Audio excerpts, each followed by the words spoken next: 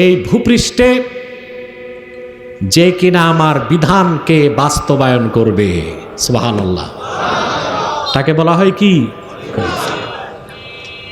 ইমামে বাগাবী মালিমুত তানজিলের প্রথম খণ্ডে ইমাম বাগাবী এমন একজন মুফাসসির, তাফসির মালিমুত তানজিল তিনি লিখেছেন 900 বছর আগে। কত? 516 হিজরিতে ওনার ইন্তেকাল। এত প্রাচীন তাফসির, সেখানেও তিনি লিখেছেন, অনেকগুলো মত দেওয়ার পর লিখেছেন, ওয়াসসাহিহু আন্নাহু খলিফাতুল্লাহ লিইকামাতি আহকামিহি ওয়া লিতানফিজি কাযায়াহ। আল্লাহ যে খলিফার কথা বললেন কোরআন কারীমে, ওই খলিফা হচ্ছেন আদম, যিনি আল্লাহর খলিফা, জমিনে আল্লাহর বিধান কায়েম করবেন, আল্লাহর সিদ্ধান্ত প্রতিষ্ঠা করবেন। সেজন্যই আল্লাহ আদমকে তৈরি করেছেন। আর সে কথাটি তিনি আদম তৈরির আগে ফেরেশতা কুলের উদ্দেশ্যে বলেছেন।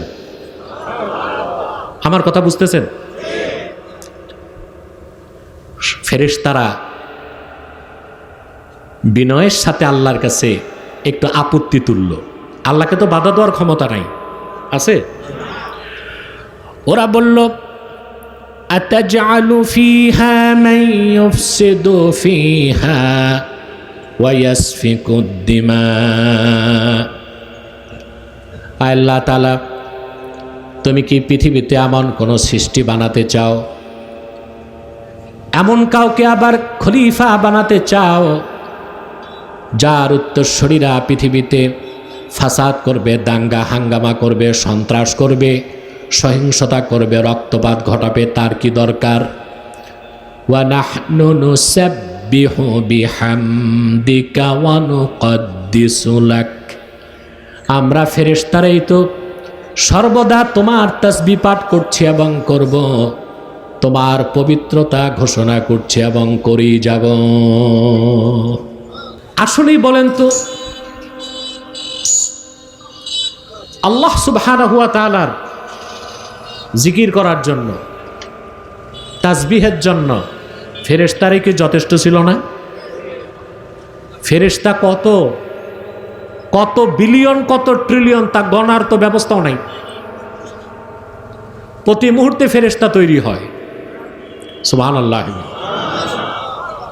আব্দুল্লাহ বিন আব্বাস রাদিয়াল্লাহু তাআলা আনহুমা তিনি বর্ণনা করেন, হযরত জিবরিল আল্লাহ রাব্বুল আলামিনের তাসবিহ পাঠ করেন সারাদিন সারা রাত যতবার।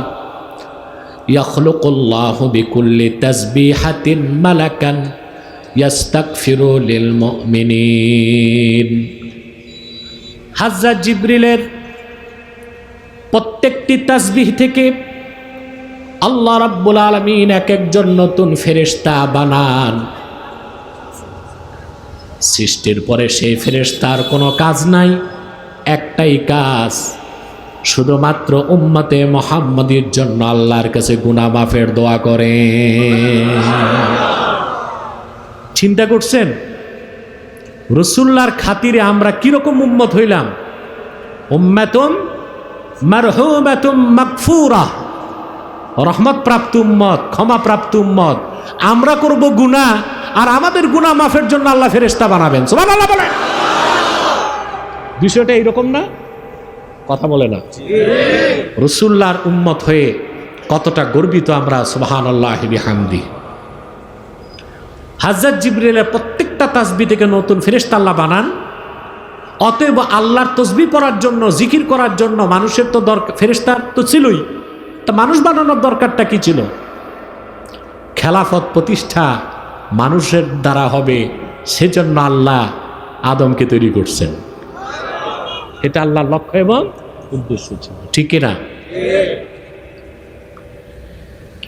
আল্লাহ তাআলা ফেরেশতাদেরকে চুপ করায় দিলেন, ইন্নী আ'লামু মা লা তা'লামুন, আমি যা জানি তোমরা তা জানো না, চুপ থাকো।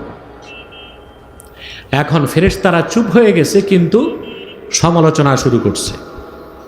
ফেরেশতা কার বিরুদ্ধে? আদমের বিরুদ্ধে। কি আশ্চর্য বিষয়! মানুষ এতটা অসহায় যে সৃষ্টিতে আসার আগেই সমালোচনার পাত্র হয়েছে। ঠিক কিনা? আদম আলাইহিস সালাম অস্তিত্বে আসার আগে সমালোচনার পাত্র হইছে, আর আমরা কিনা আদম সন্তানরা সমালোচনার ভয়তে হক কথা বলি না। অথচ আমাদের আদি পিতা হযরত আদম, তার এক্সিস্টেন্স, তার অস্তিত্ব আসার আগেই তিনি সমালোচনার পাত্র হয়েছেন। তাহলে প্রকৃত আদম সন্তান সুপুরুষ, যে কাপুরুষ না, ইমানদার, সে নিন্দুকের নিন্দা, হিংসুকের হিংসা, সমালোচনাকারী সমালোচনা পরোয়া করবে না। যা হক, যা সত্য সেটাই বলবে, সেটাই প্রতিষ্ঠা করবে। ঠিক কিনা বলে? আমরা কিন্তু সমালোচনার ভয় পাই। দেশে হাজার হাজার পীর আছে, বক্তার তো অভাব নাই, আর স্কলার এখন ঘরে ঘরে। জানি না স্কলার না স্ক্রু ড্রাইভার, কিন্তু বাংলাদেশে কোরআন সুন্নাহর আলোকে সত্য কথা বলার মতো সাহসী স্পোকম্যান, আলোচকের বড্ড অভাব আছে। আছে কি না? ভয় কি? সমালোচনা। ভয় হচ্ছে চাকরি চলে যাওয়ার ভয়, ভয় হচ্ছে ব্যবসায় ভাটা পড়তে পারে। ঠিক কিনা? পিসাব চিন্তা করে আমি যদি সব হক কথা বলি তো সব দলের মুরিদ তো আমারে হাদিয়া দিবে না, এটা একটা ভয় আছে। কিন্তু হযরত আদম অস্তিত্বে আসার আগেই সমালোচনার পাত্র হয়েছেন। এক ফেরেশতা আর এক ফেরেশতাকে বলতে লাগলো, লিয়াখলুক রাব্বুনা মা ইয়াশা, আমাদের রব যা খুশি তা বানাবেন। ওয়ালাই ইয়াখলুকা খালকান আকরামা আলাইহি মিন্না। এই তাফসীরটা ইমাম সুয়ুতিও করছেন, এই রকম তাফসীর ভিন্ন শব্দ ইমাম বাগাবিও করছেন। এক ফেরেশতা আর এক ফেরেশতার সাথে সমালোচনা করতে লাগলো যে আমাদের রব যা খুশি তা বানাবেন, বাধা দেবার ক্ষমতা তো আমাদের নাই, তবে কখনো আমাদের চেয়ে দামি, আমাদের চেয়ে সম্মানিত, আমাদের চেয়ে রেসপেক্টেড, আমাদের চেয়ে আকরাম কোন সৃষ্টি আমাদের রব বানাবেন না। দাবি করলো কারা? ফেরেশতারা। যুক্তি, ওদের যুক্তিটা আমরাও মানি, ফেরেশতাদের যুক্তি মানুষেরও যুক্তি। ওরা বলল, লিআন্নানা খুলিকনা ক্বাবলা ওয়া রাআইনা মা লাম ইয়ারাহ। কারণ আদমকে তো এখন পর্যন্ত আল্লাহ তৈরি করেন, আর আমরা কত আগে হয়েছি। আমাদের বয়স বেশি, আদমের বয়স কম। আমরা যা দেখছি আদম তা দেখে নাই।